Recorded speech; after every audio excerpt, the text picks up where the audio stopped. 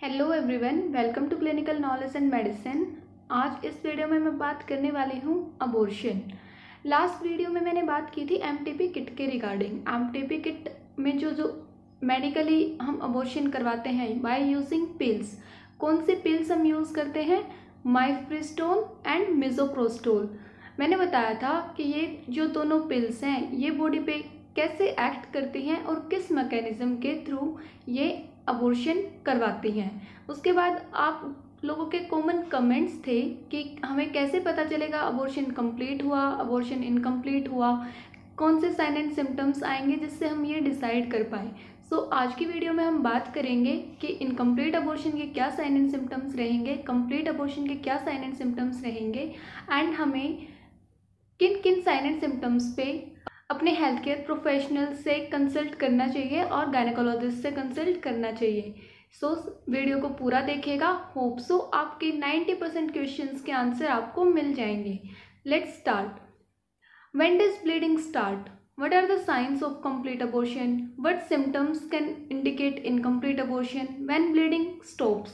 ये कुछ questions common थे उस वीडियो पे एमटीपी किट के रिगार्डिंग। सो वीडियो को स्टार्ट करते हैं आपके इन क्वेश्चंस के आंसर्स के साथ।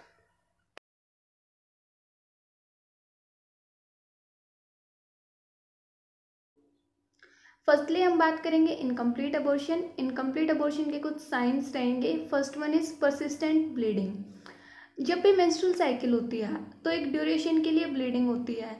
सेम जब अबॉर्शन करवाते हैं एमटीपी से तो भी कुछ टाइम पीरियड के लिए ब्लीडिंग होती है, बट जो वो टाइम पीरियड है अगर वो एक्सपेक्टेड ड्यूरेशन से ज़्यादा हो या बहुत हैवी ब्लीडिंग देखने को मिले फीमेल को तो वो एक साइन होता है कि जो अबॉर्शन है वो कंप्लीट नहीं हुआ है।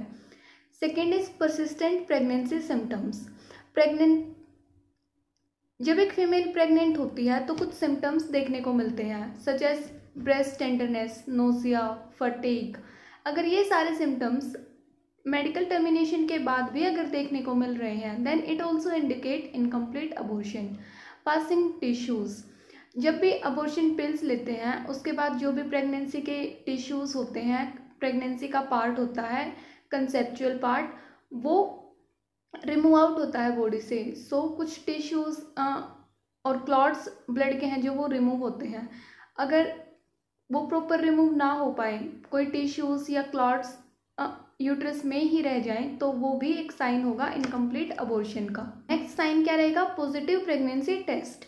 जो प्रेगनेंसी किट आती है, होम प्रेगनेंसी टेस्ट हम करते हैं, अगर वो मेडिकल अबॉर्शन के करने के कुछ हफ्ते बाद भी अगर वो पॉजिटिव आए it means that termination was not successful. जो प्रेगनेंसी है वो कम्प्लीटली टर्मिनेट नहीं हुई है, जो अबॉर्शन है वो इनकम्प्लीट है। कोई भी साइन एंड सिम्टम्स देखने को अगर मिल रहा है, सीवियर पेन, एक्सेसिव ब्लीडिंग या कुछ और ऐसा जो नॉर्मल नहीं है, तो हमें इमीडिएट अपने हेल्थ केयर प्रोफेशनल से कंसल्ट करना चाहिए to prevent further complications. Because incomplete abortion की बहुत सारी कॉम्प्लिकेशंस फ्यूचर में देखने को मिल सकती हैं जिससे रिप्रोडक्टिव हेल्थ पे काफ़ी अफेक्ट देखने को मिलेगा।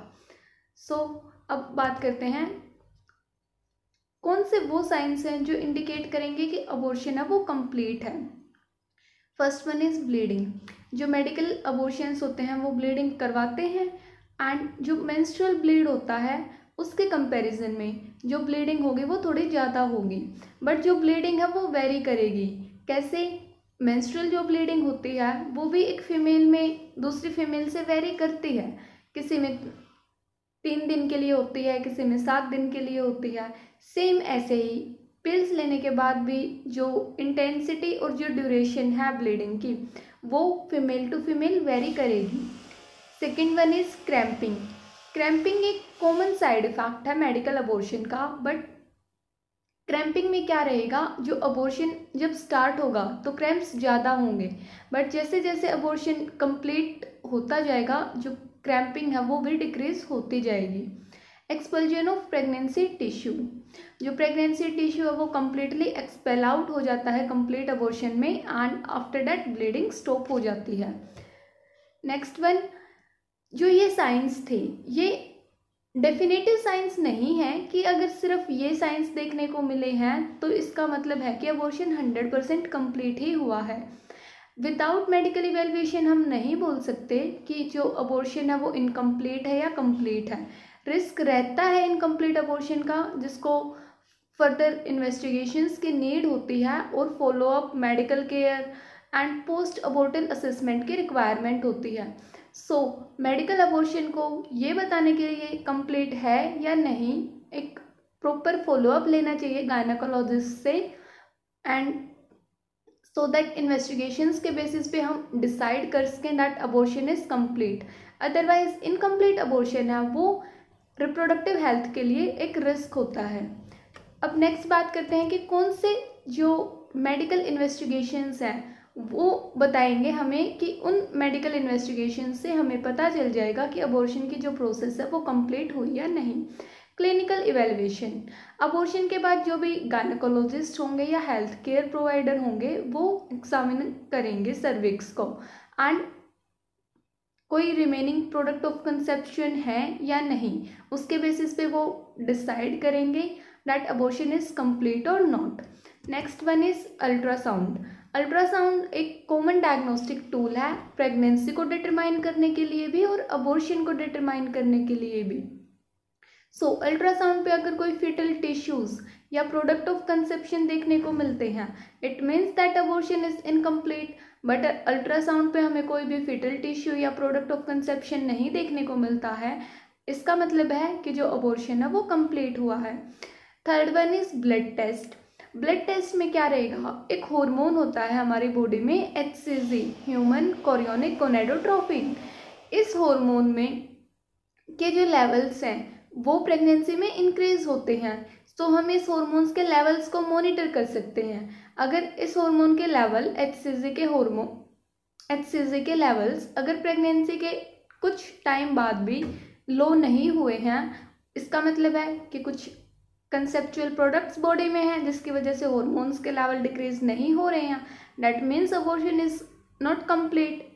सो blood test, ultrasound, clinical evaluation, इन सारे बेसिस पे हम बता सकते हैं कि जो अबॉर्शन है वो कंप्लीट हुआ या नहीं। Most important is follow up appointments. Health care providers से एक पूरा प्रॉपर फॉलोअप लेना चाहिए MTP पिल्स लेने के बाद, सो दैट कोई भी कॉम्प्लिकेशन हो तो इमीडिएटली मेडिकल हेल्प ली जा सके एंड किसी भी रिस्क से बचा जा सके।